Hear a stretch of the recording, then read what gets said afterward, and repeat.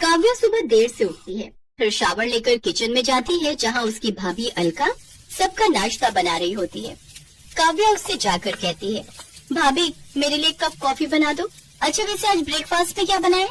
मेथी के पराठे और बूंदी रायता। क्या? मेथी के पराठे? ओह नो भाभी, वो एक्चुअली मैं आपको बताना भूल गई। भैया को ना पनीर सैंडविच बहुत पसंद है, और वो भी काली मिर्च स्प्रिंकल किया हुआ। संडे को ज्यादातर वो वही खाना पसंद करते हैं, तो आप उनके लिए वही बना दो। अच्छा ठीक है दीदी, मैं उनके लिए सैंडविच बना देती हूँ। अलका एक सुंदर, सुशील और संस्कारी लड़की थी। उसकी यही खूबी अलका के पति प्रांजल को भा गई और सबकी रजामंदी से वो उसे ब्याह कर घर ले आया। लेकिन काव्या को अलका से हमेशा चिढ़ रहती थी। वो अपनी भाभी को नीचा दिखाने से बाज नहीं आती थी। काव्या के कहने पर कुछ देर बाद अलका सबके लिए नाश्ता लेकर आती है, जिसमें प्रांजल के लिए वो पनीर सैंडविच काली मिर्च स्प्रिंकल डला हुआ उसे परोसती है।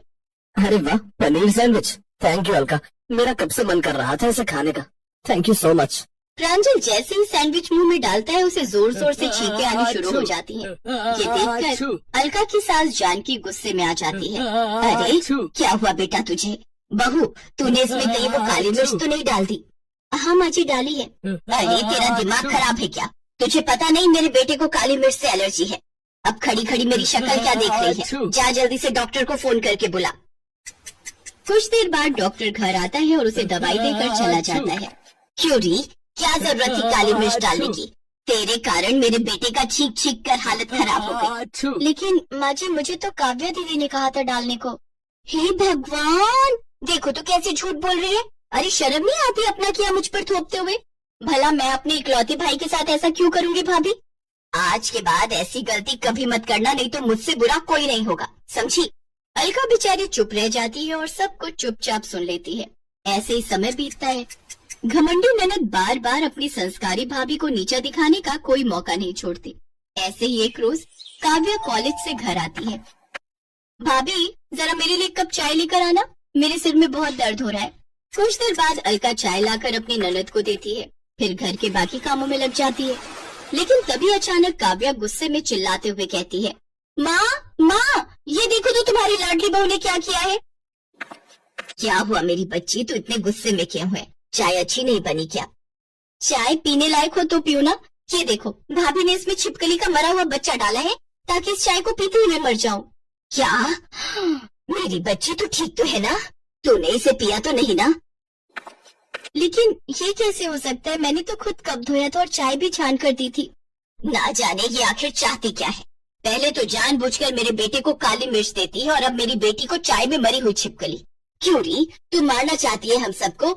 भाभी मैं आपकी इकलौती ननद हूं और आप मेरे साथ ऐसा कर रही थी। छी, मुझे तो घिन आती है आपको भाभी कहते हुए भी।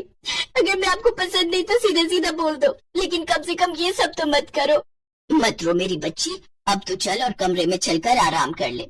दोनों माँ बेटे वहाँ से चली जाती हैं। बेचारी अलका वहीं बैठकर खूब रोती है और मन ही मन सोचती है, ना जाने ननद जी को मुझसे क्या परेशानी है। हर बार वो मुझे सबकी नजरों से गिराती रहती है, जबकि मैं तो कभी उनके साथ गलत नहीं करती। शायद मुझ में कोई कमी होगी। खुद को कोसते हुए अलका घर के कामों में लग जाती है। ऐसे ही दिन बीतते हैं और हर दिन के साथ काव्या की साजिशें बढ़ती जाती हैं। नौबत यहाँ तक आ गई कि अब जानकी और प्रांजल हर छोटी बड़ी बात के लिए अलका को सुनाने लगते हैं। ये सब देख काव्या बहुत खुश होती है, लेकिन जब इससे भी उसका मन नहीं भरता तो वो एक तरकीब और लगाती है। मुझे किसी भी तरह इसे घर से निकलवाना ही होगा। घमंडी ननद अपने खुराफाती दिमाग से एक तरकीब लगाती है, फिर मौका मिलते ही अपनी भाभी के कमरे में जाती है, उसकी फोटो चुरा लेती है। अब आएगा मजा, देखना भाभी, इस बार आपको ऐसा सबक सिखाऊंगी कि सब आपको धक्के मारकर घर से बाहर निकाल देंगे। काव्या फोटो लेकर वहाँ से चली जाती है। एक रोज जब सभी हॉल में बैठकर खाना खा रहे होते हैं, तभी काव्या वहाँ आती है। अरे दीदी आप आ गई, आइए बैठिए, मैं आपके लिए खाना परोस देती हूँ। कोई जरूरत नहीं है ये सती सावित्री बनने की।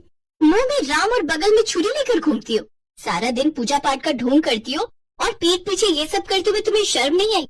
अरे तुम हमें अपना ही नहीं समझती, हम सबको मारना चाहती हो, ये बात तो हम शुरू से ही जानते हैं, लेकिन आखिर तुम ऐसा करना क्यों चाहती हो वो आज हमें पता चला है। माँ भैया, ये औरत हमारा बुरा करने के साथ साथ हमें धोखा भी दे रही है। इसका पहले से आशिक है जिससे इसने शादी भी की है। ये क्या कह रही है आप दीदी? ये सब झूठ है। मैं तो सिर्फ अपने प्रांजल से ही प्यार करती हूँ और उन्हीं की पत्नी हूँ, लेकिन मेरी समझ में ये नहीं आ रहा कि आप ये झूठ क्यों बोल रही हैं। अच्छा भाभी, अगर मैं झूठ बोल रही हूँ तो ये तस्वीरें तो नहीं झूठ बोल सकती ना। इस फोटो में दुल्हन तो आप ही हैं, लेकिन ये दूल्हा तो प्रांजल भैया नहीं है, तो फिर कौन है ये आपका आशिक? काव्या ये बोल ही रही थी कि तभी प्रांजल अपनी बहन को एक जोरदार थप्पड़ मारता है। प्रांजल, उसे क्यों मार रहा है? मारना है तो अपनी पत्नी को मार जो ऐसे तुझे धोखा दे रही है। बस माँ, अपनी घमंडी बेटी के प्यार की पट्टी आपकी आंखों पर बंधी है, इसीलिए जो ये कह रही है आप उसे ही सच मान रही हैं। अरे ये जो फोटो आपने देखी है ये झूठी है, काव्या ने खुद से बनवाया है। मुझे भी ये बात पता न चलती अगर उस स्टूडियो वाले मेरे दोस्त का फोन मुझे नहीं आता जहाँ से काव्या ने तस्वीर बनवाई है। दीदी आखिर क्यों कर रही हो आप ये सब? क्यों आप इस हद तक गिर गई जो मेरी इज्जत पर आप कीचड़ उछालने को तैयार हो गई? क्योंकि आपकी और भैया की लव मैरिज हुई थी। मैं भी एक लड़के को बहुत प्यार करती थी। जब मैंने माँ और भैया को उसके बारे में बताया तो उन्होंने हमारी शादी से साफ इनकार कर दिया, लेकिन आप दोनों की शादी के लिए ये दोनों झट से मान गए। आखिर क्यों? क्या मैंने झूठा प्यार किया था? लेकिन आज मैंने जो कुछ भी किया वो सब करके मुझे बहुत अच्छा लगा। इसके बाद अलका सबसे कहती है, माँ जी, प्रांजल ये आपने ठीक नहीं किया। अगर दीदी किसी को पसंद करती है तो इसमें गलत क्या है? प्रेम तो इस दुनिया का सबसे खूबसूरत रिश्ता है, फिर प्यार करने वालों से ऐसी नफरत क्यों? मेरे कहने पर आप उस लड़के से मिल लीजिए और दोनों की बात आगे बढ़ाइए। अपनी भाभी की बात सुनकर काव्या को अपने किए पर बहुत पछतावा होता है। काव्या अपने किए के लिए अपनी भाभी अलका से माफी मांगती है। मुझे माफ कर देना भाभी, मैंने तुम्हारे साथ कितना गलत किया, लेकिन फिर भी तुमने मेरे बारे में इतना सोचा। अलका काव्या को माफ कर देती है और उसे गले लगा लेती है, जिसके बाद प्रांजल और जानकी को भी अपनी गलती का एहसास होता है और वो भी काव्या से माफी मांगते हैं। साथ ही काव्या की शादी उसके मनपसंद लड़के से करवा देते हैं।